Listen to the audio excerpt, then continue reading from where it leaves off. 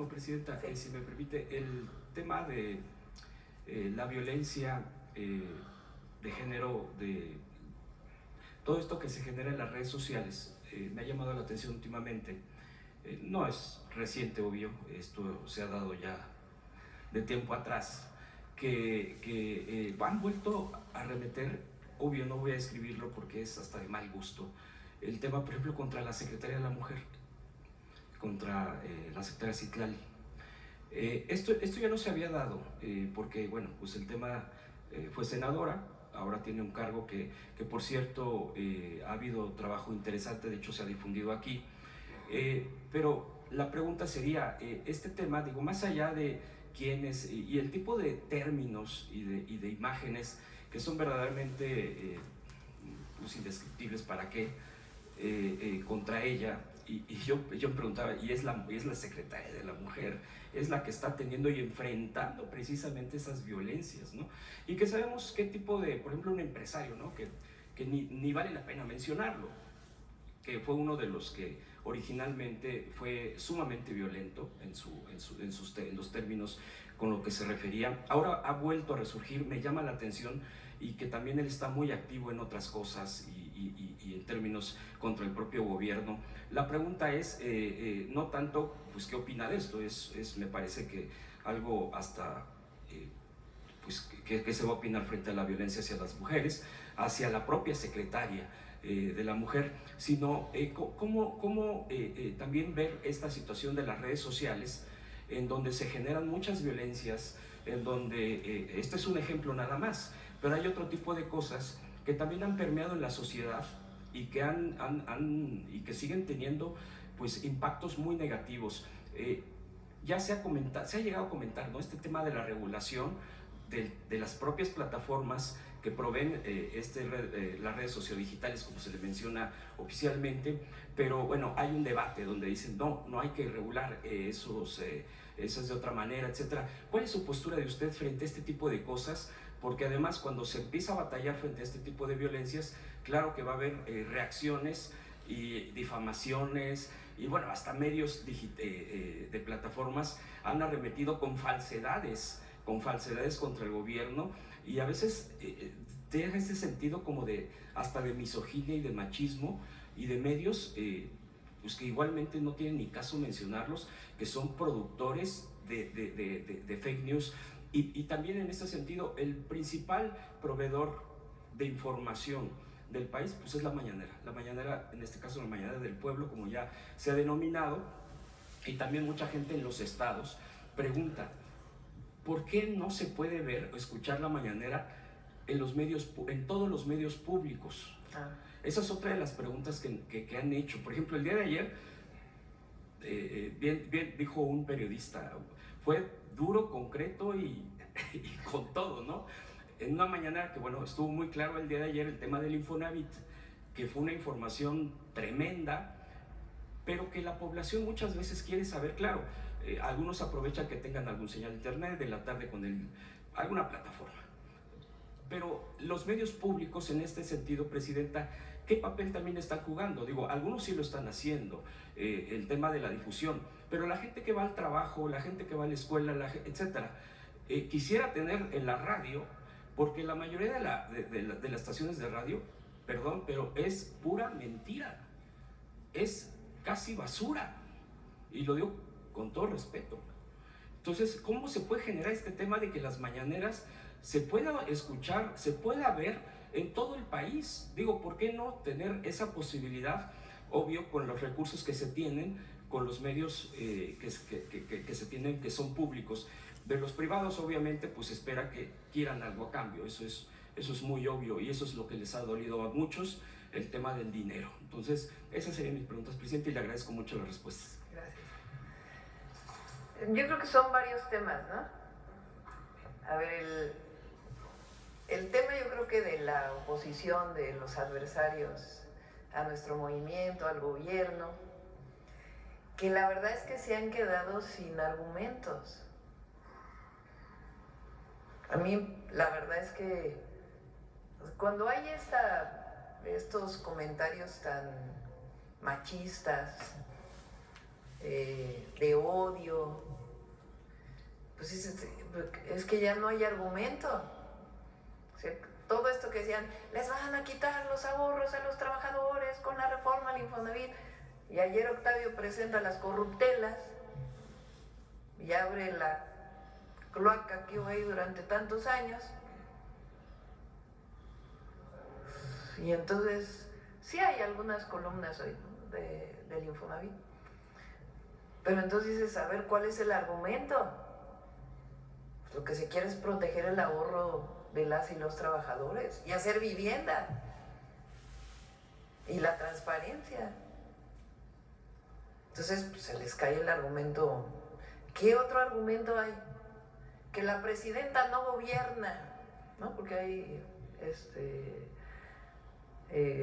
quieren, en realidad quien gobierna es una alianza entre no sé quiénes. Pues, ¿qué argumento es ese? No tiene sustento, es puro chisme, y un machismo así, pero absolutamente revelador de quiénes son, ¿no? Que el pleito Adán Augusto Monreal, no, bueno, hacen un escándalo, porque no tienen argumentos políticos de proyecto, no hay ideas, no hay nada. Entonces lo que hay es un ataque permanente, lleno de bots además, de mucho dinero, porque nosotros hacemos análisis ahí, Paulina los hace de bots, sobre todo de la red X. Entonces, a ver, que viene la crítica, 80% de bots, bueno, pues, ¿qué caso tiene ni siquiera hacerle caso? Entonces, es que son, por ejemplo, sale una tendencia Infonavit antes de ayer, ¿no? Porque ayer pues ya cambió, porque como salió la información de la corrupción, pues entonces era Infonavit. Y ves las redes y le quieren robar los fondos a los trabajadores. Y hay cuentas que tienen 3 seguidores, 5 seguidores, o ves las cuentas y tienen más seguidores, pero son los mismos del narcopresidente, de la narcocandidata, de las mismas. Entonces, con que hagas un pequeño análisis te das cuenta que en realidad no hay tal oposición o tal vicio, sino que en realidad pues son comprados para generar una tendencia en una red que además, por cierto, pues cada vez tiene menos fuerza.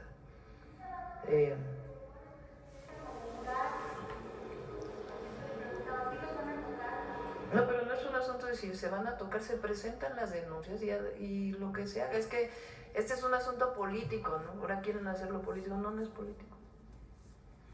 Es un asunto de defensa del ahorro de los trabajadores. Entonces, sí, pero ustedes están poniendo nombres. Entonces, la mayor corrupción de lo que se mencionó ayer se dio en el último periodo de Peña. Y otras que vienen de antes, ¿no? Pero además una visión del Infonavit de cobrarle y cobrarle y cobrarle a los trabajadores. O sea, de que nunca acabes de pagar tu deuda a través de créditos de años y años y años de pago, o desalojos porque no se podía pagar la vivienda.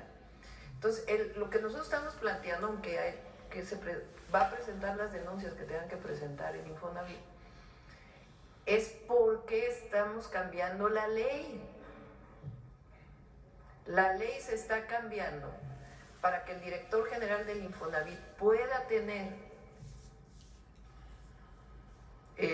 la dirección, la rectoría del Infonavit, que desaparezcan 2 direcciones que no tienen sentido, que es la de la representación empresarial y la representación sindical, y que siga siendo un organismo tripartita donde todos decidan, las organizaciones empresariales, las organizaciones de los trabajadores y el gobierno, pero que no se preste a esta opacidad.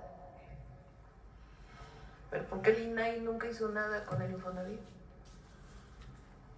que tanto defendían? ¿O por qué no dicen que no permitían que entrara la Auditoría Superior de la Federación a hacer auditorías? Entonces, no hay argumentos. O sea, díganme un argumento que se haya dado de la oposición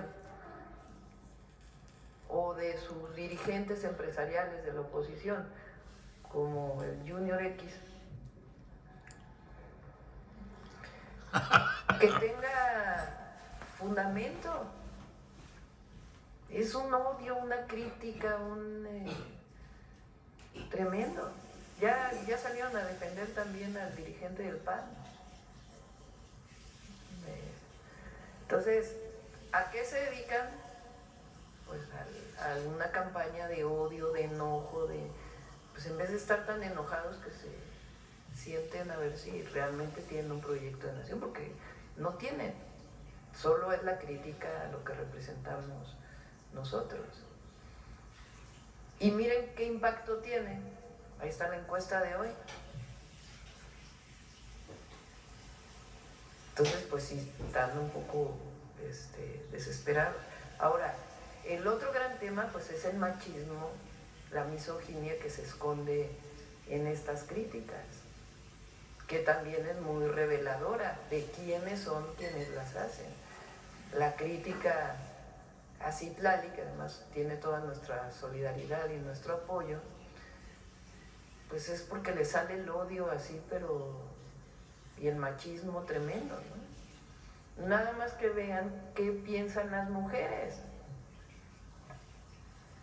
El gobierno tiene un apoyo enorme de las mujeres porque se sienten representadas y porque las vamos a seguir defendiendo. Ahora, yo no estoy de acuerdo en regular. Es muy complicado regular una red social.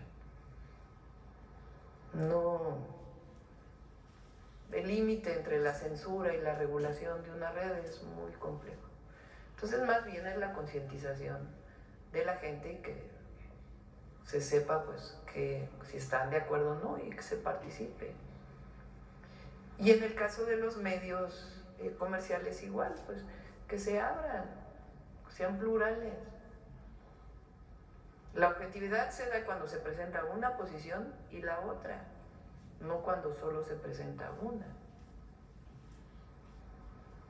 Y bueno, también afortunadamente pues están todos ustedes que hacen un trabajo muy importante. Y en los medios públicos, están trabajando los medios públicos, digamos, nacionales o los del gobierno federal, para hacer una red de medios públicos nacional que permita también juntar recursos para poder fortalecer los noticieros, fortalecer la parte informativa, la parte de debate y también la parte de producción, que también tiene que tener una visión distinta. Están pensando en producir series, producir documentales, principalmente sobre la historia de México. Entonces sí, se están buscando coordinar en una red de medios públicos y también pues darle continuidad a lo que se hizo aquí el día que hicieron el Congreso de Medios Alternativos, ¿no? Que pueda seguir floreciendo en México. La difusión de las mañaneras pues ya depende también tampoco queremos nosotros que se imponga algo. Entonces en esta red de medios públicos pues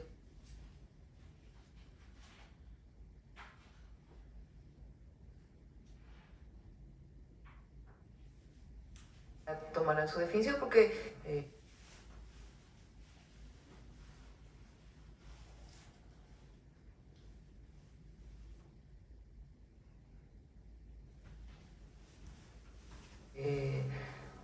de radio pública que también pueda darle voz a mucha gente, sobre todo la que no tiene voz.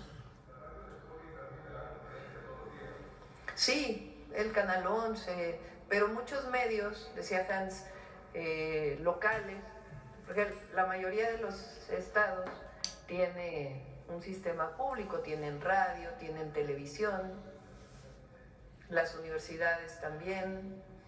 Entonces es importante que se haga una red de medios públicos que puedan tener información distinta también a la de los medios comerciales, que se difundan otras cosas que normalmente no se difunden, pero que no acaben siendo medios gubernamentales solamente de difusión de lo que hace el gobierno, ¿no? Sino que den voz a quienes no tienen voz en nuestro país. Ya fue doblemente Sonora y luego vamos a ir a Sonora, ya está doblemente representado Sonora el día de hoy en la mañanera. Gracias, presidenta. Demian Duarte de Sonora Power. Pasado mañana vamos a Sonora. Sí, bueno, empezando por ahí, bueno, va a ser un honor de veras de recibirla en nuestro estado en su primera visita oficial ya como presidenta de la República. Pues en Sonora usted tiene muchos seguidores, tiene mucha admiración también por su trayectoria y por lo que representa. La verdad es que vamos a estar ahí muy atentos a los resultados de su visita. Justamente en este contexto, presidenta, quería yo comentarle un par de datos muy relevantes que han estado circulando en mi estado. Este asunto de que por el bien de todos, primero los pobres, cobra mucho sentido con estos resultados, porque en Sonora se reinstaló lo que llamamos la movilidad social. Mire, los últimos resultados que presentó el Coneval hablan de que en mi estado 246,000 personas salieron de la condición de pobreza. Es una reducción muy importante de 8 puntos respecto al 29% que había de personas en Sonora en pobreza, ahora es el 21%. Y hay alrededor de 54,000 personas que salieron de la condición de pobreza extrema. ¿Esto qué significa? Pues evidentemente que la fórmula que ustedes están aplicando del humanismo como modelo a seguir pues está dando frutos. Yo quiero aprovechar la presencia de Marcelo Ebrard, el secretario de Economía, para reincidir un poquito en lo que comentaba ahorita respecto a las cadenas de electromovilidad y semiconductores. Mire, como usted sabe, en Sonora tenemos todos los elementos precisamente para incidir en estas dos cadenas. La de semiconductores, pues tenemos esta cercanía con el estado de Arizona, esta relación además de socios que tenemos con Arizona. Y en el caso de la electromovilidad, pues es evidente que tenemos el litio. La vez pasada que platicamos aquí hablamos del asunto de las patentes del litio. Se sabe que ya la empresa Litio MX está por anunciar cosas importantes al respecto. Y bueno, evidentemente tenemos el litio, tenemos el cobre, tenemos grafito, molibdeno, bolastonita, pero también tenemos la experiencia en el desarrollo de estos procesos. Ayer, por cierto, estuvieron directivos de la compañía Foxconn en Sonora, reunidos con el gobernador Durazo. Se sabe que traen un gran proyecto de inversión para México, no han dicho dónde. Entonces yo quiero preguntarle a usted, por supuesto al secretario Marcelo Ebrard, al respecto de cuáles son los pasos que se van a dar en este sentido, justamente para materializar esta visión y estos anhelos que se tienen de que mi estado se convierta pues, en una de estas locomotoras del desarrollo nacional. Marcelo, ¿quieres?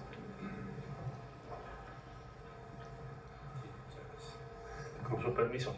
Bueno, yo diría brevemente, la instrucción que tenemos es de consolidar el Plan Sonora. ¿Y esto en qué se traduce específicamente? Primero, Sonora es de los estados más avanzados en sus acuerdos con universidades de Arizona, que es como el epicentro de la estrategia norteamericana y de Estados Unidos en particular, para hacer un clúster de semiconductores. Entonces hay un avance considerable. Yo diría que de los 4 entidades federativas que empezaron a trabajar ya hace algún tiempo con este clúster, pues es la que lleva más avance. Nosotros, ¿qué tenemos que hacer? Facilitar que esto tome más velocidad, tengamos pronto estas inversiones. Básicamente tiene que ver con prepararnos para poder desarrollar en México diferentes procesos.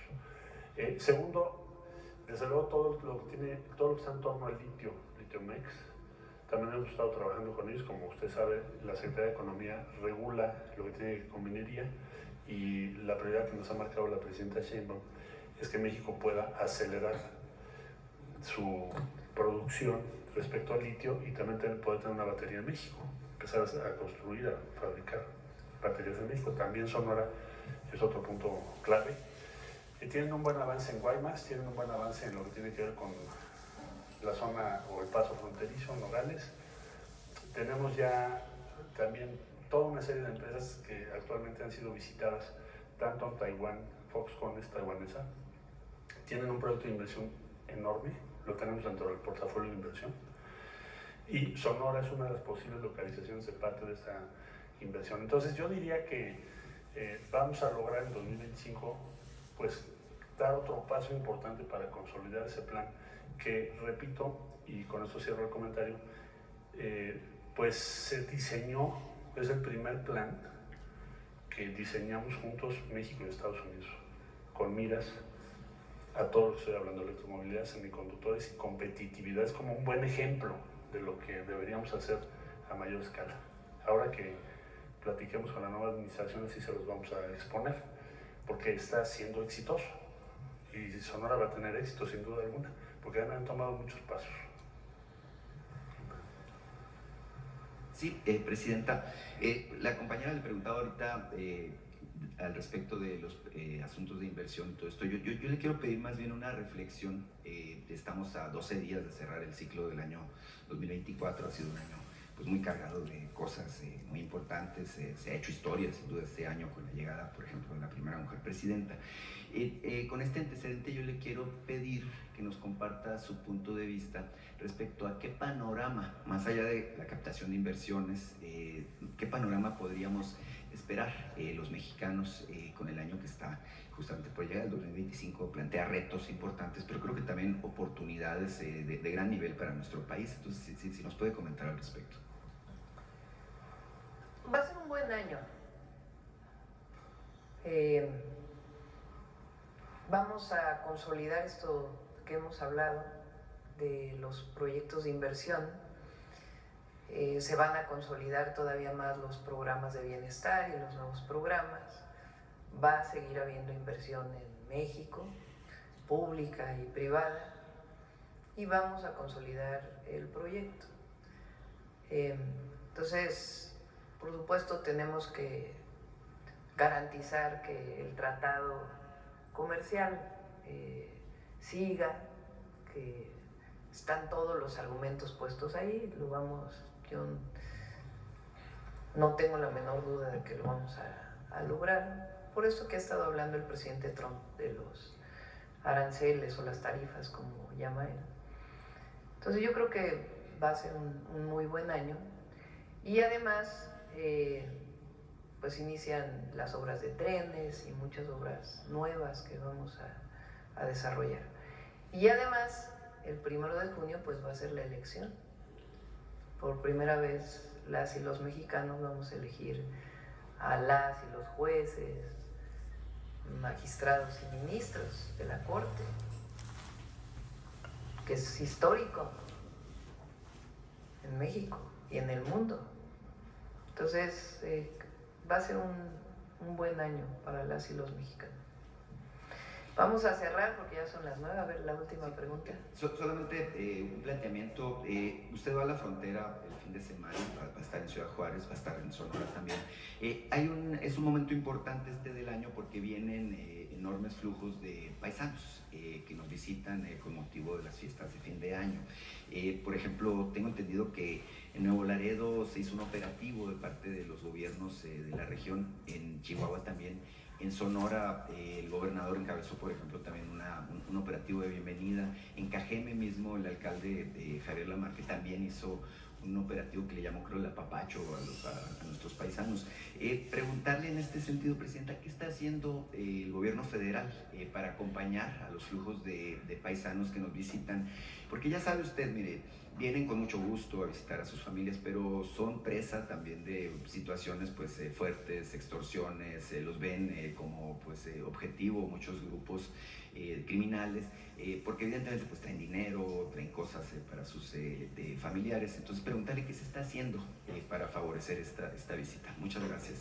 Sí, le voy a pedir a Rosa Isela que el lunes nos lo presente aquí en la mañanera. No lo hemos presentado, tienes razón.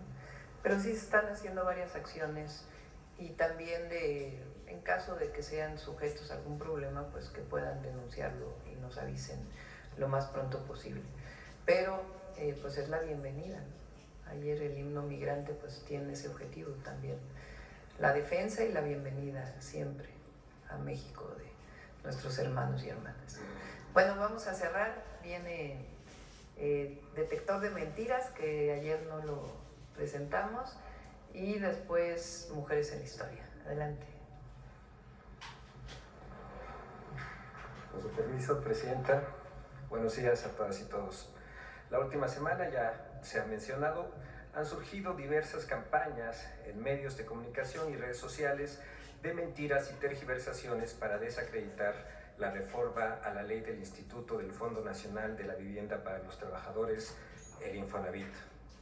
¿Por qué atacar con mentiras a una reforma que permitirá que el Infonavit vuelva a construir vivienda social y digna a bajo costo para las y los trabajadores? Ya el director del Infonavit, el ingeniero Octavio Romero Lopeza, nos dio unas pistas y vale la pena seguirlas. ¿Por qué mentir contra una reforma que amplía los beneficios para los derechohabientes del Infonavit? Veamos el video del detector de mentiras de esta semana.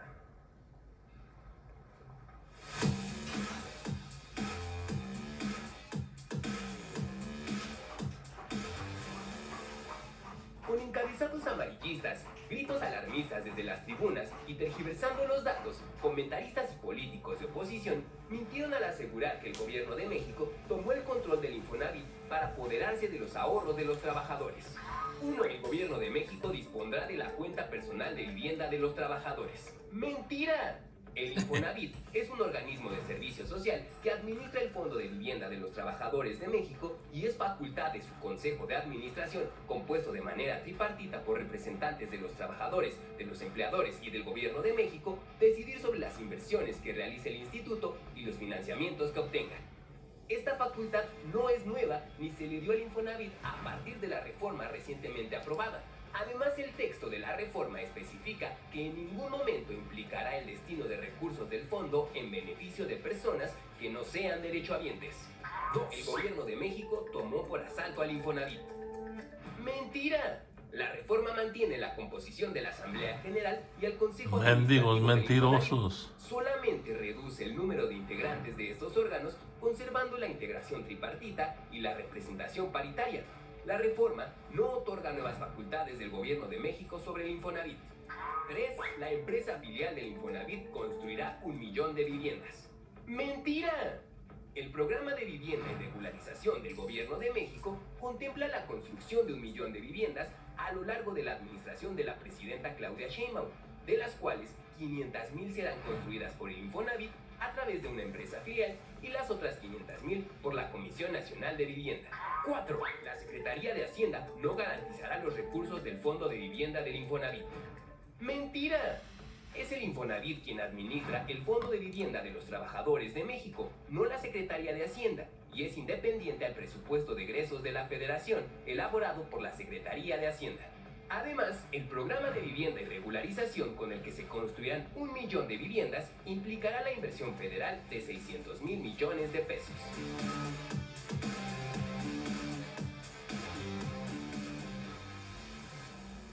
Muchas gracias y hasta la próxima semana, Presidenta. En la última parte, cuando se habla de Hacienda, que es importante, como el Infonavit da créditos, tiene la misma normatividad que un banco. Entonces, su normatividad tiene que cumplir con la Comisión Nacional Bancaria de Valores. Eso va a permanecer, eso no va a cambiar. Hay otra parte que tiene que ver con la construcción de viviendas, pues que tiene que tener también su visión. Entonces es importante porque también se han estado diciendo esas mentiras. Y ahora sí, Mujeres en la Historia. Permiso, presidente.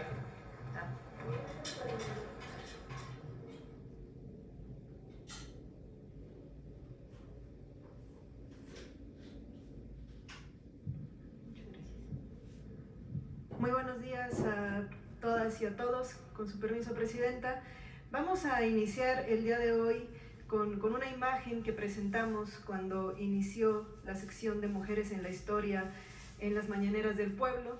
Yo les presentaba esta imagen de Josefa Ortiz Telles Girón, donde hace referencia a que Hidalgo fue el cerebro de la idea de la emancipación y la corregidora, el corazón de la misma idea.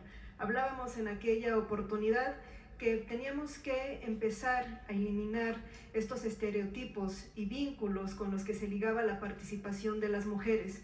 Frecuentemente relacionamos a Josefa Ortiz como la esposa del corregidor, ¿no? Todavía hacemos énfasis mucho en el de Domínguez, y lo importante es recuperar en estas mujeres su participación, su agencia, sus decisiones, sus convicciones, y es por ello que el día de hoy queremos dedicar la cápsula a Josefa Ortiz Telles Girón para reconocer qué hizo en el proceso independentista, porque creo que la vinculamos a aquellos famosos zapatazos, ¿no? Esos 3 momentos en los que ella avisa que la conspiración ha sido descubierta, pero sale en libertad hasta 1817, es decir, que se mantuvo activa. Algo también que es muy importante destacar es la edad que tenía Josefa Ortiz de Domínguez para este momento, 37 años cuando se incorpora al proceso de la insurgencia, 44 cuando queda en libertad. Conozcamos un poco más sobre Josefa Ortiz Telles Girón. María Josefa Crescencia Ortiz Telles Girón fue una mujer de convicciones propias, que luchó por forjar una nación justa, libre e igualitaria. Nació el 19 de abril de 1773 en una familia criolla y quedó huérfana muy joven. Estudió en el Colegio de las Vizcaínas, una de las pocas instituciones enfocadas en la instrucción de mujeres. En 1793 contrajo matrimonio con el abogado Miguel Domínguez, con quien tuvo 14 hijos. En 1802, Miguel Domínguez fue nombrado corregidor de Querétaro. Allí, Josefa se ganó la simpatía de la comunidad criolla, de los indios y de los mestizos mediante obras de caridad y protección a favor de los pobres y los desvalidos, de las viudas y de los huérfanos. La invasión napoleónica a España en 1808 provocó una crisis política que alcanzó al continente americano. En Nueva España comenzaron a formarse grupos de criollos que querían la autonomía, rechazaban el mal gobierno y exigían el respeto a la soberanía del pueblo. En Querétaro, Josefa Ortiz organizó en su casa veladas literarias, cuyo verdadero objetivo era construir un plan de insurrección. A ellas concurrieron personajes como el párroco Miguel Hidalgo, los capitanes de milicias Ignacio Allende y Juan Aldama, los hermanos Epigmenio y Emeterio González. Josefa no solo ofreció el espacio para realizar las reuniones, también participó activamente informando cualquier noticia y haciendo llegar de manera segura comunicados y correos entre los conjurados. Descubierta la conspiración, Josefa lo informó a Allende, quien se encontraba en San Miguel el Grande. Ella fue aprehendida el 15 de septiembre, al mismo tiempo que estaba por iniciar en el pueblo de Dolores, Guanajuato, la lucha encabezada por Miguel Hidalgo. Josefa pronto fue liberada y continuó en contacto con los insurrectos, brindando apoyo a la causa. Sin embargo, las autoridades sabían de su simpatía con la insurgencia, por lo que, acusada de sediciosa, fue aprehendida nuevamente en 1813, con su última hija en brazos y trasladada al convento de Santa Teresa, en la Ciudad de México. Durante su reclusión, escribió al virrey: Ignoro cuáles sean mis delitos que han merecido semejante castigo. Yo estoy bien segura de que serán los que hayan forjado mis enemigos, enemigos de la paz. Estuvo recluida hasta junio de 1817. Tras la consumación de la independencia y el ascenso de Agustín de Iturbide como emperador de México, Josefa rechazó formar parte de la corte imperial por considerar que contradecía sus principios. Una vez instaurada la república, doña Josefa mantuvo cercanía con los principales actores políticos y rechazó recibir alguna recompensa por su papel en la lucha por la independencia. Josefa Ortiz, forjadora de una conciencia libertaria contra la opresión, a favor de la formación de un gobierno representativo y justo, murió el 2 de marzo de 1829. Así es, una mujer congruente hasta el final de sus días. Y hablando acerca de lo que se decía de ella, me gustaría compartir brevemente en 1811, cuando se deja en libertad en primer momento, se habla de ella lo siguiente: el torrente de esa señora ha conducido a depravados fines ella no tenía empacho en concurrir en juntas que formaban los malévolos. Hablan de ella como el torrente, tenía 37 años. Pero más importante, en 1813, una vez que ella sale en libertad en 1811, se mantiene con los insurgentes, se mantiene apoyando, y Mariano Beristain, que es mandado a Querétaro, le escribe una carta al entonces ya virrey Félix María Calleja, refiriéndose a ella de esta manera: es el agente más efectivo, descarado, audaz e incorregible, que no pierde ocasión ni un minuto de inspirar, ni un momento de inspirar odio al rey y determinaciones justas del gobierno legítimo de este reino. Y tal es la mujer del corregidor, no, ni siquiera la enuncia, ¿no? La mujer del corregidor de esa ciudad. Esta es una verdadera Ana Bolena que ha tenido el valor de intentar seducirme a mí mismo. Entonces, de descarada, no bajaban a Josefa Ortiz, que como vimos, sale en libertad hasta 1817, cuando ella misma emprende su defensa enviándole cartas al virrey Calleja, donde le dice cuál es mi delito. Y algo muy importante, y yo creo que también muy valorado de mencionar, cuando se instala la corte de Agustín de Iturbide, ella rechaza participar en esta corte porque dice: no luchamos por esta forma de gobierno. Que tengan un excelente día. Es cuanto, Presidenta. Muchas gracias. Nos vemos mañana todavía. Gracias. Buen día.